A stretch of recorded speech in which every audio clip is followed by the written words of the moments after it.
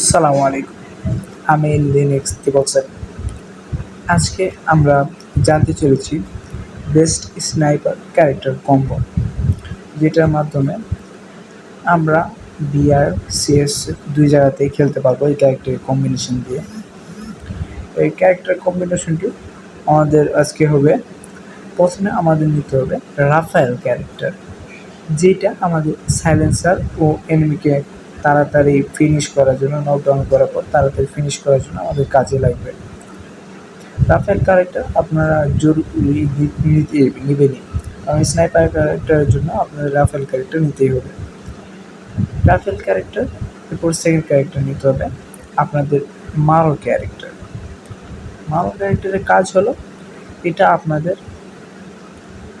আপনাদের যে এডাব্লিউএম এর ফায়ারটা আছে, যেটা এনিমিকে যেটা লাগলে আপনার এডাব্লিউএম 150 করে ড্যামেজ দেয়, যে ড্যামেজটা আছে ওটা আপনার বৃদ্ধি পাবে। কেমন বৃদ্ধি পাবে? যেমন আপনারা যে এডাব্লিউএমতে মারলে আপনাদের 150 ড্যামেজ দেয়, সেটা আপনাদের দিবে হলো 176 180 ড্যামেজ দিবে। আবার অ্যাক্টিভ অ্যাবিলিটিতে আপনারা নেবেন আইরিশ ক্যারেক্টার বা স্কেলার ক্যারেক্টার। আমি আইরিশ ক্যারেক্টারটা ব্যবহার করি। আপনার আইরিশ ক্যারেক্টার ব্যবহার করলে সুবিধা বেশি পাবেন, কারণ আইরিশ ক্যারেক্টার এপার ওপার দুই জায়গাতে মারে।